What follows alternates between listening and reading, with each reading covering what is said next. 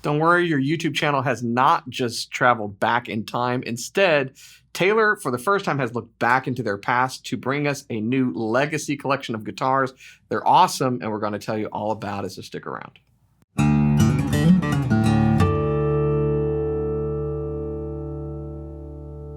Hey, you're watching Alamo Music TV. My name is Chris McKee. My name is Cooper Greenberg. We're here with Alamo Music in San Antonio, Texas. You can find us online at alamomusic.com. If you're new to the channel, make sure you subscribe, turn on notifications, like our videos. If you want to support the channel, visit our spring store link below for custom swag and check out our podcast, the Fretboard Confessional, wherever you get your podcasts. We have a cool episode actually coming up tied to these, which you'll just have to tune into the podcast to see what that's all about. But these are cool guitars. This is new from Taylor. It's a whole series of guitars called the Legacy series, and we've there's 5 in the series. We've got 3 to show you today. It's very cool. It's something very different. There's a lot of guitar companies that kind of tend to do the whole reissue thing. Taylor never really has. These aren't true reissues, which we'll get into, but they are a cool kind of return and look back into what got Taylor to 50 years. And what a better way to round out the 50th year. These aren't necessarily 50th anniversary guitars. They're just legacy guitars, but they're definitely some of the high points of those 50 years. Things that people talk about a lot. How long have we been saying that we wanted a square shoulder dread back in the game? And it's here. It's here. Thank you for listening, Bob. Yeah, because he takes his notes from us. Yeah. So, not. But yeah, we've got 3 to show you right now. This is the 810E. I've got an 855, which we'll get into. There's a 514, and then we'll tell you what else we don't have with us today. But this is really Bob's kind of initial model into the lineup. And we had a great opportunity to spend some time with Bob, even play the oldest 810. The oldest 810. That's 49 years old. It's pretty crazy. And so what Taylor's done with these is a return to these models, to these specifications that precede Andy being there, but really precede a lot of stuff. There's some of the features that we'll talk about on these guitars that go back 30 some odd years, 40 years in Taylor's past, but they're not true reissues because they've got like what used to be the NT neck or the patented Taylor neck is on these guitars. A few other things that have modernized it, but I really like the vintage specs that they've kept. Yeah, they do have a dreadnought, they do have a jumbo, but the lines on those guitars, obviously, they got the Grand Pacific now, they got the Grand Orchestra, and these aren't similar to like what we saw earlier this year with the 858 50th anniversary. Totally different body style, different bridge, different kind of everything. So they do coexist. Yes. It's not like they ripped all the 858s out of our store to give us this one. Oh, we still have. There's a time in which the Grand Orchestra and the Jumbo can coexist, and also the Grand Pacific and the Dreadnought. Yeah. So, we're a fan of the square shoulder Dreadnought. We've been asking for one. Let's go over the specs on the 810, and we'll also tell you kind of what is the same throughout the lineup. So the first thing you might notice is that it's aesthetically, it's a classic-looking Taylor. You've got your 3-ring green abalone rosette, your crisp white binding, rosewood back sides. It's a beautiful Sitka spruce top. Look at those medullary lines. That's a nice little medullary action, you know what I'm saying? Your classic, it's a modern Taylor bridge. So if they were doing this just like that 49-year-old one we were playing, it was a pretty nondescript bridge. So I'm glad that they've kept this. When I was younger and first kind of getting introduced to Taylor, what always intrigued me and I thought was a smart move is that you could see someone playing one on stage, and if you didn't see the headstock, you still knew what it was because the aesthetic choices really set it apart. So you've got the classic pickguard in tortoiseshell, ebony fingerboard, slotted diamond inlays, which are the classic choice. There's some pictures of Bob like bench building some of these back in the 70s, and it really just looked exactly like this. It's a mahogany neck. As we mentioned, it is their current design of neck. It is a gloss finish on it with gold tuners, and then those are nickel tuners. Oh, the nickel tuners. I think the gold was the other one, which we'll get to. Yeah. So nickel tuners on this, and then you've got a rosewood headstock framed in the white binding with mother of pearl Taylor over a rosewood veneer on there. And do you notice something about the headstock? That's the old school shape, It's right? the old school shape. Yeah, it's funny because we got to go out and interview Andy and Bob for this launch, which we'll have in full on this channel. And that was one of the things I noticed, and it's kind of called out. I talked to Bob about it, but I think a lot of people might have that go under the radar. But it's the classic Taylor headstock. So basically, there's been a refining of shapes over the years. Yeah. But this goes back to, like, I think it definitely looks old school too, kind of more paddle shape, just with the, that's really cool. Do you know where that shape came from? The three little divots? Did he have like a router and have a Martin headstock and just go? So it is the shape of like a Sears and Roebuck router. That's the radius, and that's cool. That's where it came up with. He's such a pragmatic guy. Yeah. Now, luckily, it looks good. It does look good. So that's what you can see. Obviously, inside the guitars return back to a pre-V class pattern, pre-Andy Powers pattern.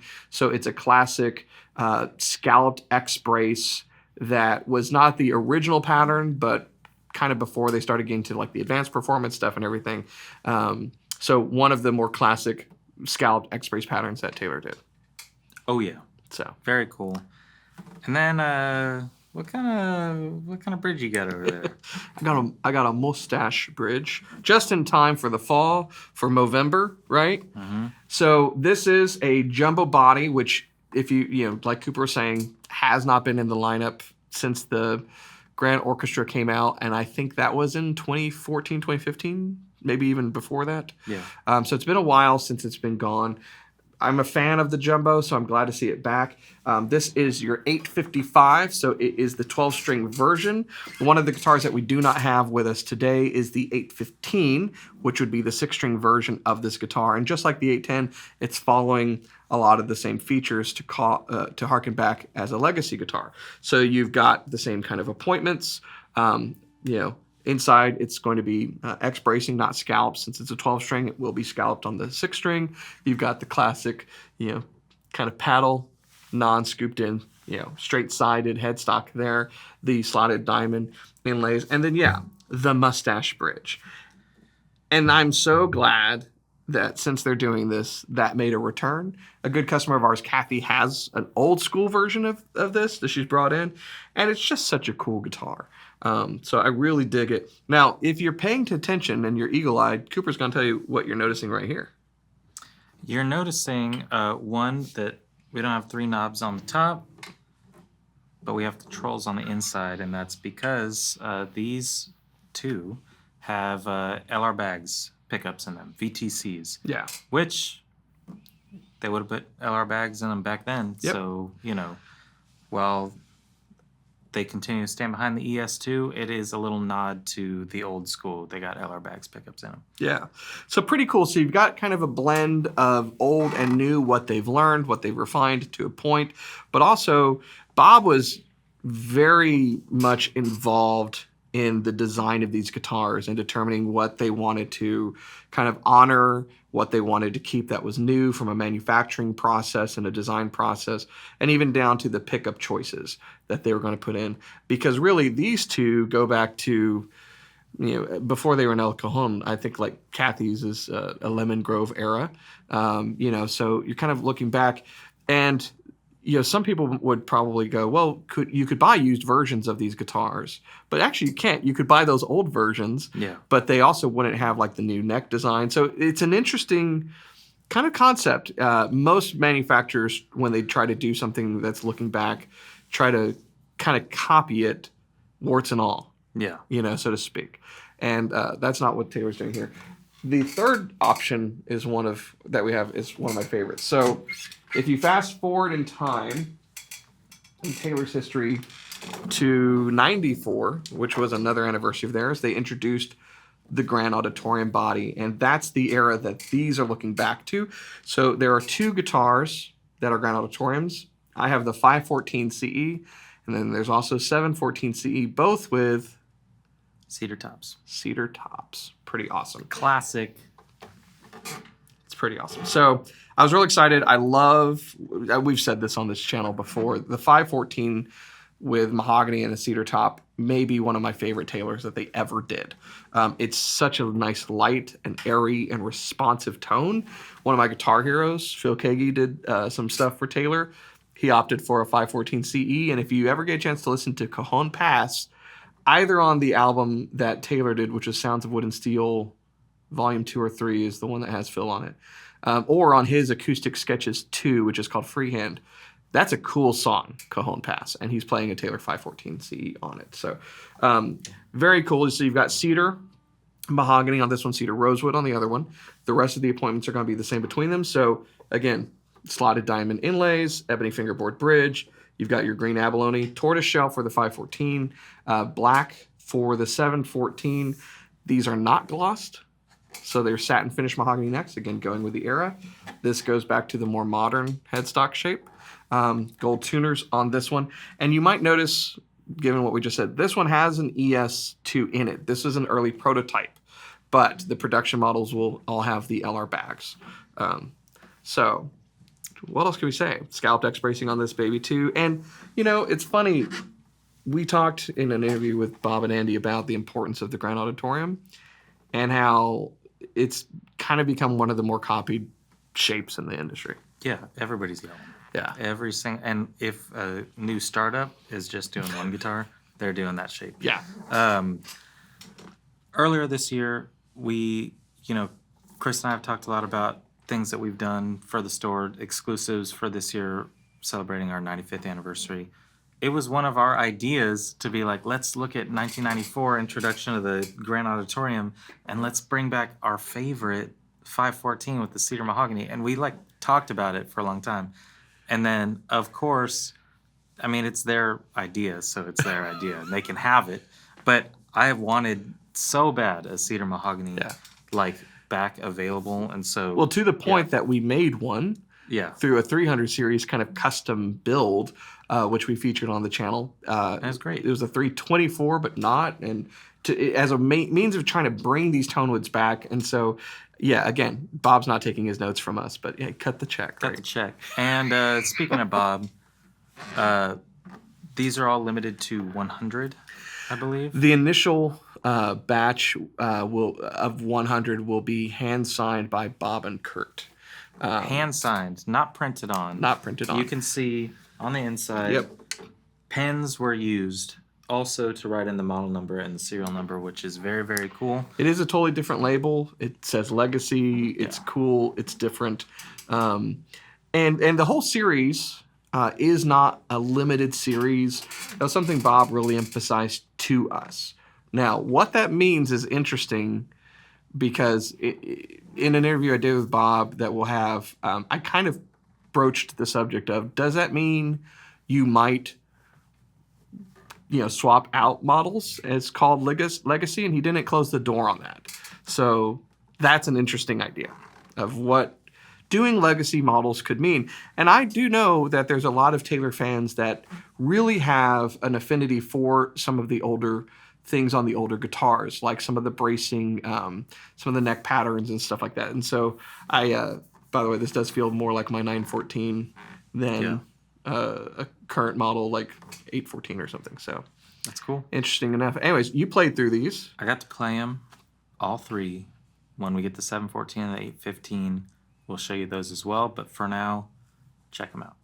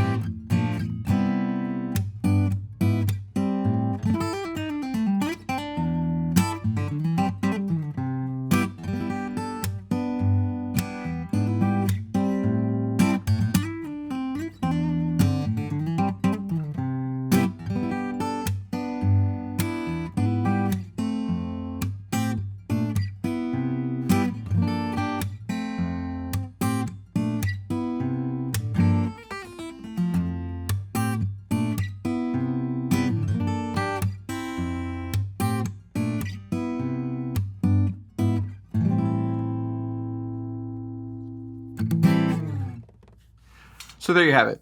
This whole year, it's been a celebration of 50 years of Taylor, and I think it's a wonderful way to kind of end their 50th anniversary by really showcasing models that you could actually argue started the next year. So like that, one of the things I pushed Bob on was how they came up with the numbering system they did, because it's kind of brilliant if you think about it. There's a lot of different naming structures that guitar companies have, and some of them kind of make sense and a lot of them don't. And to just kind of nail it from the start was pretty cool. Come up with designs that are pretty classic. I'm sure there was a lot of hard work. There's a lot of ingenuity. There's a lot of luck involved in all of that. Yeah. And we get to enjoy them. So it's cool that they have done this. I'm surprised, honestly, that they've done this. I am too. But very cool. Yeah, with this year with Taylor, I mean, since 2020, they have been giving us a lot of stuff. Yeah. They've been giving the guitar buying public many, many options and have covered the bases better than anybody else, really, in terms of availability and also variety. For the 50th anniversary, we got very modern stuff, like new things that, whether the finishes, the tone wood pairings, whatever, very modern, very fancy, and very approachable. Like, they cover both of those. So we had a bunch of good GS Minis, and then also great presentation series guitars, gorgeous collector pieces. And the one thing that I think was missing for this year is, kind of a little pat yourself on the back type thing. Yeah. Like, we did some incredible stuff, and people still really want it, Yeah. So for me, I have been saying for a while, I want a square shoulder dreadnought. If I was going to buy any Taylor that's offered today, it'd be this one. However, there's another square shoulder dreadnought coming. Maybe so. But if I was going to get something, this is purely based on I wanted a brand new produced Taylor Dread. If I was going to get something that I would 100% incorporate, play all the time, that would fit right into what I like to hear, it's that one. This is such a good guitar. So when we talked, this is the guitar that we're kind of singling out, but it's also the guitar that Bob and Andy singled out when we spoke to them. And that there's a story that Bob shared at the NAMM show of a guy who was a studio cat, just strumming one and saying, "Thank you for building this. Yeah. It makes my life so much easier." And Andy kind of demonstrated it. It's just, it's such a responsive guitar. It has such a wonderful and kind of unique tone. And the warmth. Yeah, it's very warm. There's a warmth, and then there's also kind of like this open airiness that's kind of hard to describe, but it's unique to these guitars. And so I'm excited about all of them, but I could not wait to get my hands on this one. Yeah, that's very cool. Yeah. So we got these three. We'll have the other two, and then we'll have one more of each of the signed ones. Yeah. That's what we have been allotted. And again, I mentioned this is not normal spec for this particular model, so we won't be getting another one like this. So if ES2 is your jam and you'd like something from an early prototype that's a little different, no, we have one of these. That's it. All of the future ones will have the LR bags in it. Yeah, which is a great pickup. Yeah, it's a great pickup. We're very excited about them. We have very cool interviews, both with Bob and Andy, with us two, and then Chris got a really cool one-on-one dive deeper, and also more time spent with Bob Taylor is time well spent, True. We had an incredible time with him, just learning from the master and from Andy as well. We got so much knowledge, and excited to be able to, share that, because it was one of the coolest things we've gotten to do, for sure. So if you want one of the hand-signed ones, you need to hurry. Go to our website, which is alamomusic.com. Or, give us a call, whatever. Once those are gone, the models will still be available, just not, the hand-signed, if that part is important to you. And as far as a series, again, it's not limited. We don't know what the future holds for this. It's very cool. I'm glad they're doing it. So if you want to see those other reviews for the 714 that we don't have yet and the 815, make sure that you subscribe, you turn on notifications for this channel, because then as soon as we put it out, you will get notified that video has been released. And again, that'll be part of that initial kind of limited number at the onset. And we don't know when the others are coming in, but we do take pre-orders. We do take If you want to pre-orders. secure one, we got these 3, 2 more, and then 5 more. Yeah, that math tracks. I think that math tracks. 2 of each model we'll have. If you want them and we don't have them yet, you can get your name on them. We'll take care of you. I will say this as far as pre-ordering and getting your hands on these. They haven't officially said this. I would anticipate that these guitars will take longer to produce because they'll be in smaller number most likely, and because they're different. It's a different program to cut the different shaped headstocks. It's a different program to cut a mustache bridge. It's just different from what they've been doing day in and day out from a manufacturing standpoint, which is also cool. So there you go. So keep it here, subscribe, turn on those notifications. Let us know what you think in the comments about these. If you are excited as we are to have these produced, and keep coming back. We'll see you next time.